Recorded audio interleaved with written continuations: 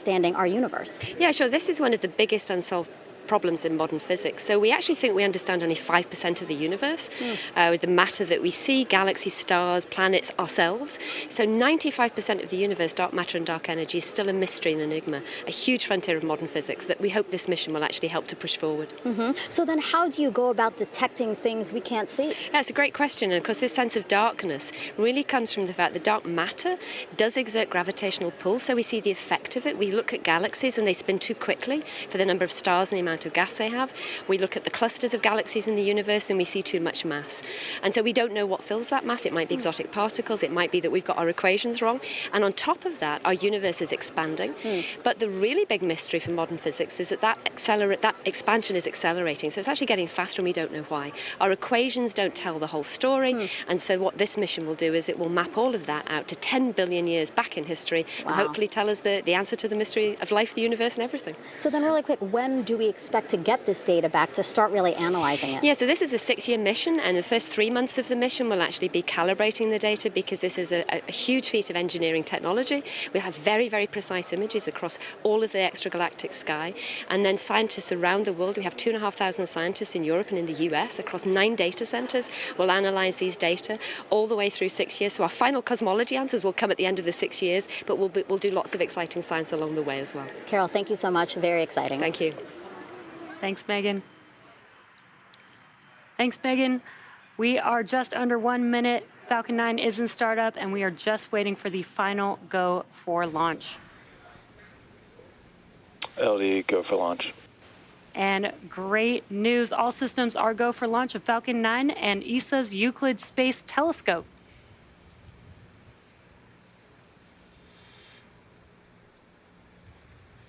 T-minus 30 seconds and counting.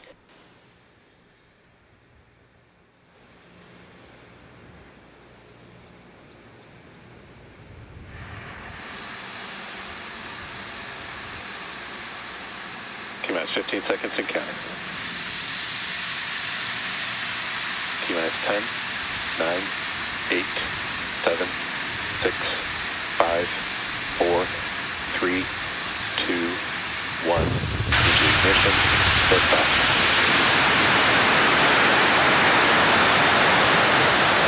Spacewalk propulsion is nominal. Vehicle is pitching downrange.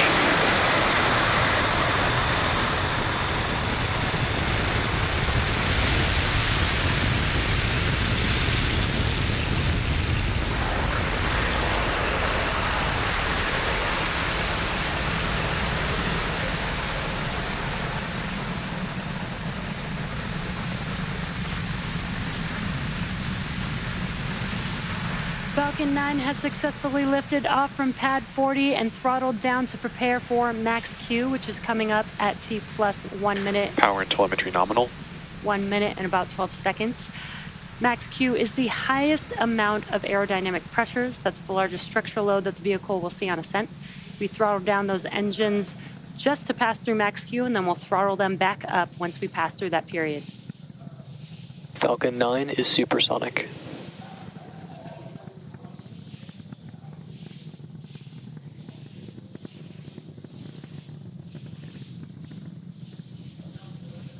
Maximum dynamic pressure. And great news, we have passed through max Q.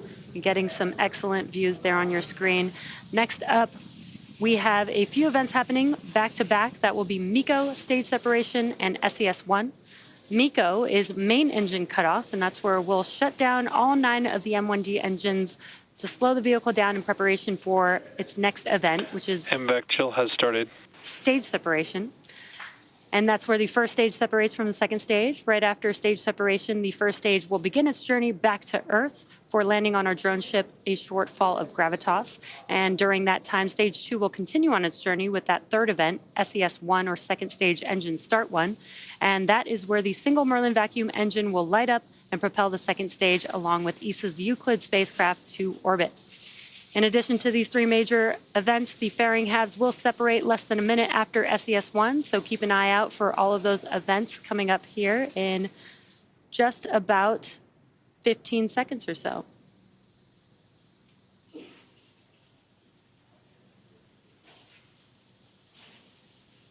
Again, coming up, we have MECO, stage separation, and SES-1.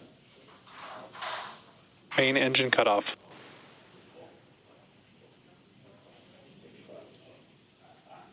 Stage separation confirmed.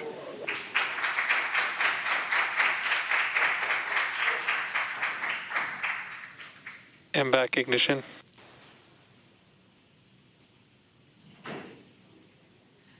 Some really cool views of MECO stage separation, and on your right-hand screen, you can see that the MVAC engine has ignited. Both vehicles are following nominal trajectories. On your left-hand screen, the grid fins on the first stage are deploying, and in about 15 seconds or so, we should have fairing separation.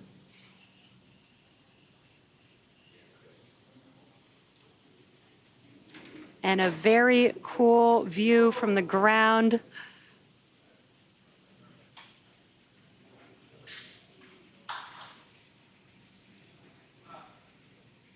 Fairing separation confirmed. And there you can see on your right-hand screen that the fairing halves have deployed. Now, as I mentioned previously, both fairing halves are brand new and are now making their way back down to Earth and will be recovered by our recovery vessel, Doug, today.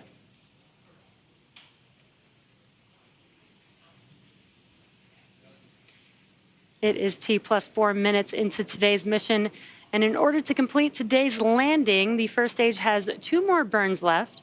Next up is the entry burn, and that's where 3 of the Merlin 1D engines will reignite. This helps to slow the vehicle down as it re-enters the upper parts of the Earth's atmosphere. Now, that entry burn is coming up in about a couple minutes from now, and that entry burn will last about 20 seconds long. And what you're looking at on your screen, on your left-hand side, is a view from the first stage vehicle, currently making its way back down to Earth, which you can see in the background. And on your right-hand screen is a view from the second stage, looking aft at our MVAC engine. Acquisition of signal, Bermuda.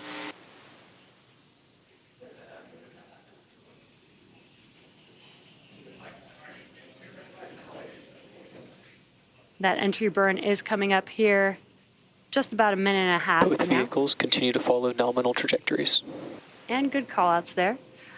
On the bottom of your screen, you can see the speed and altitude of each vehicle as well. And on your left-hand screen, you can see 2 of the 4 hypersonic grid fins that the first stage has. Those grid fins help guide the vehicle as it makes its way back to its landing zone.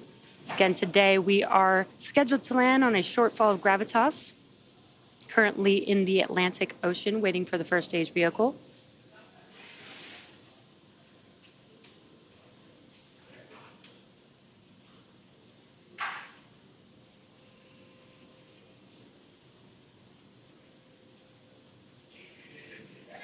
And on your screen, you're getting a great view from the second stage with the MVAC there and the Earth looking amazing in the background.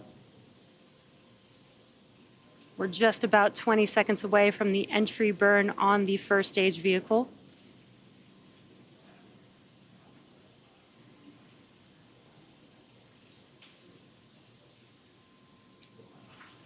You may see some white puffs on that first stage. That is nitrogen gas puffs for attitude control. Stage 1 FTS has safed.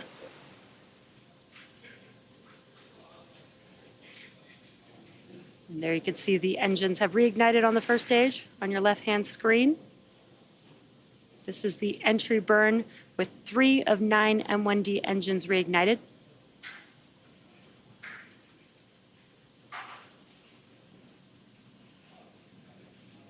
And you can see that those engines have shut down. That concludes the entry burn for the first stage.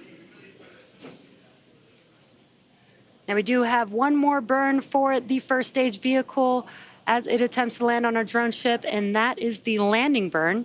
It will just be a single engine, the Center E9 engine reigniting, and that is enough thrust to help slow down the vehicle to enable it to touch down on our drone ship.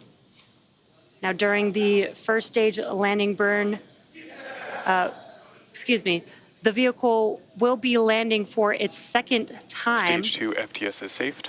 Stage 2 terminal guidance. Vehicle will be landing for its second time today, and just before the landing burn begins, we will also have SECO 1 on the second stage. That is second engine cutoff 1. That's where we'll shut down that MVAC engine on the second stage. This is the first of 2 burns for this mission, and that is coming up here in just a few seconds, followed by the landing burn about 20 seconds after that.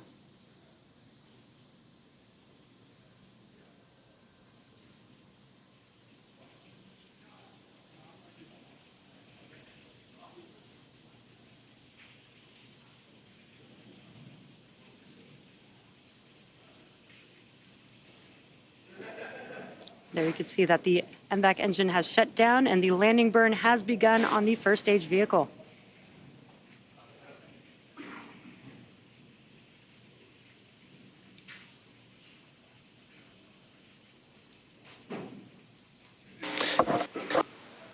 Expected loss of signal, Cape. Nominal orbit insertion. What an incredible clear view of Falcon 9 touching down on a shortfall of gravitas. This landing marks the second successful landing for this particular booster and marks our 204th overall successful recovery of an orbital class rocket, including both Falcon 9 and Falcon Heavy first stages. We also heard the call out for SECO 1 and confirmation of good orbit. So with confirmation of a successful second engine cutoff and first stage landing, we are going to be in a coast phase until just before the second relight of our MVAC engine on the second stage, which will be followed by payload deploy. So sit tight and we'll see you back here around the T plus 17 minute mark.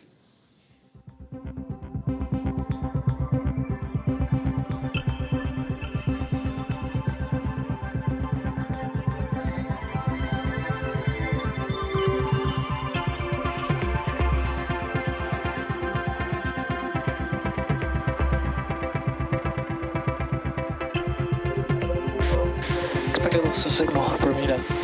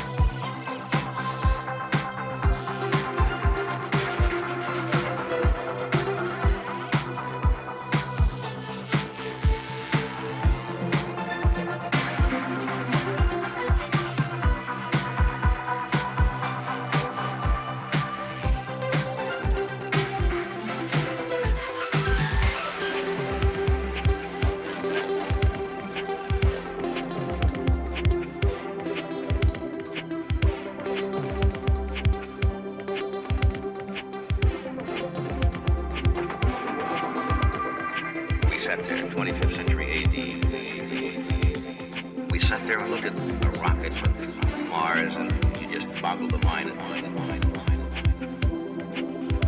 And the technology caught up, didn't it?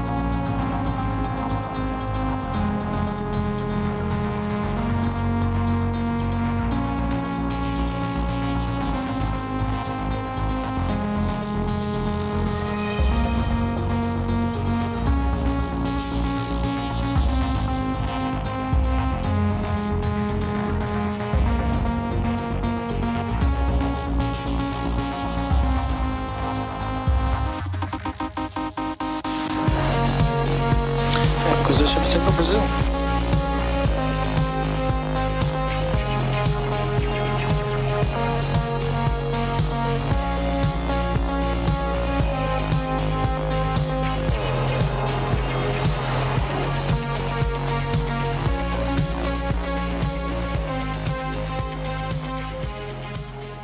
Welcome back to the live webcast for the Euclid mission. If you're just joining us, liftoff occurred at 11:12 a.m. Eastern Time from Space Launch Complex 40 in Florida. After liftoff, we also had successful main engine cutoff, stage separation, ignition and shutdown of the second stage, bearing separation, and first stage landing. Now, coming up shortly, we'll have our second burn of our MVAC engine on stage 2 prior to payload deploy, which basically means that we will relight and shut down the second stage engine for a second and last time. Now, SES-2 is coming up here in just about 10 seconds or so. Again, SES-2 is second stage engine start 2, and then we will shut down that MVAC engine about a minute and a half later.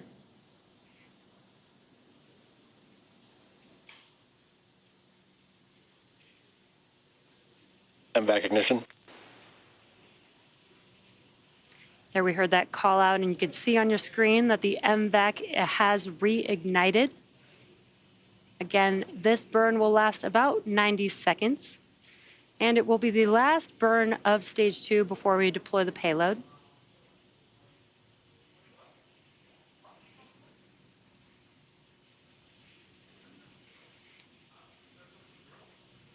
As a reminder, the Euclid payload is still attached to the second stage at this point and will be heading to a Sun-Earth Lagrange point to transfer orbit.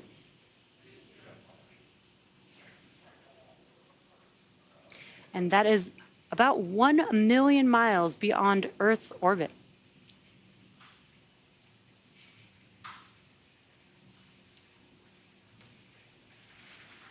Now we should have SECO 2 coming up here in a few seconds. That is second stage engine cutoff. Again, will be the conclusion of the second and final burn for this mission.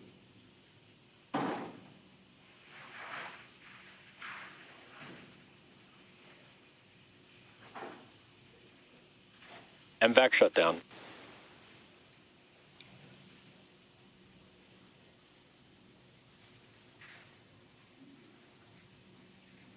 We've just had SECO 2. Nominal orbit insertion. There's that call out. We just had SECO 2 and confirmation of good orbit. So with successful second engine start and cutoff, we'll join you live to cover payload deployment in about 20 minutes. So we'll see you in a few.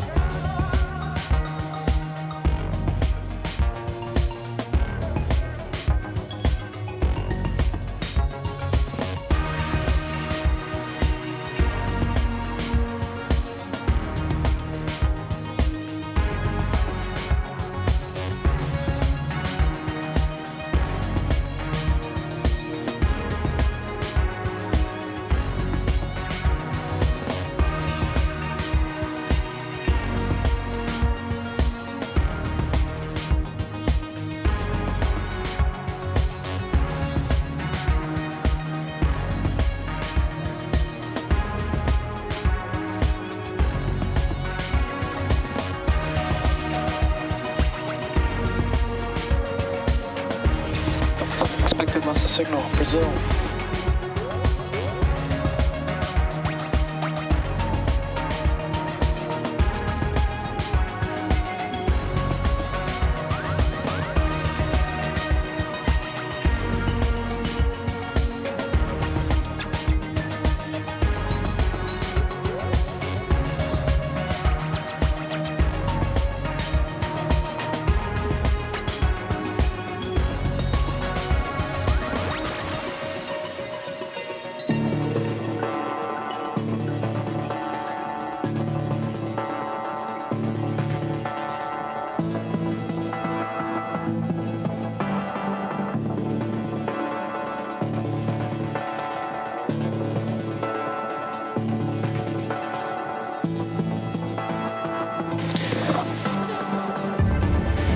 Acquisition of signal, goodbye.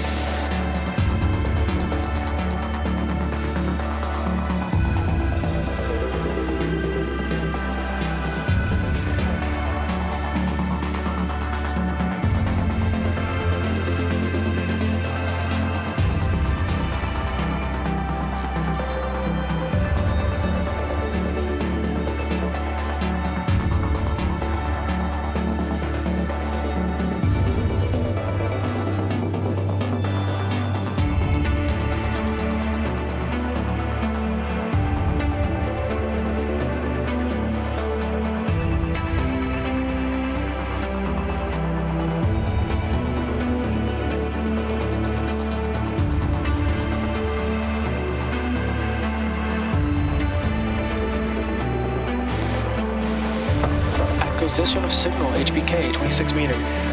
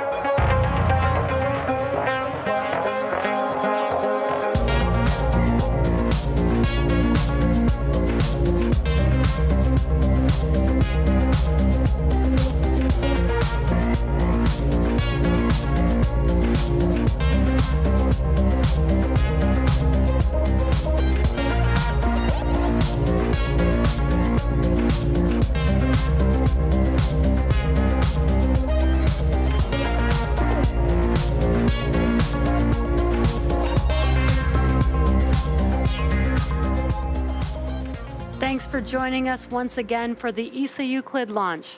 We've had a great mission so far, and we have just one more major milestone left in our mission, which is payload deploy. Built and operated by the European Space Agency, or ESA, with contributions from NASA and the Euclid Consortium, the Euclid spacecraft will be operated from European Space Operations Center in Darmstadt, Germany. It will explore dark matter and dark energy, which combined is known to make up 95% of the universe as we know it, and create an unmatched 3D map of the universe with time as the third dimension by observing billions of galaxies across 10 billion years of cosmic time across more than a third of the sky. The deployment is coming up here in just a few seconds.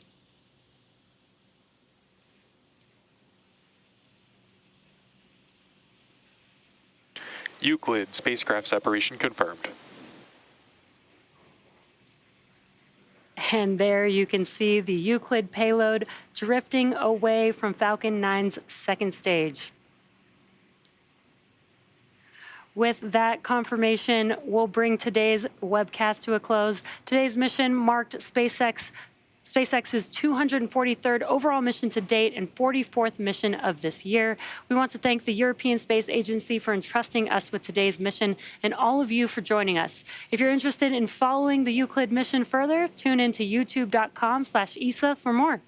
And be on the lookout for the first images from the Euclid telescope later this fall. Thanks for tuning in, and we'll see you again soon.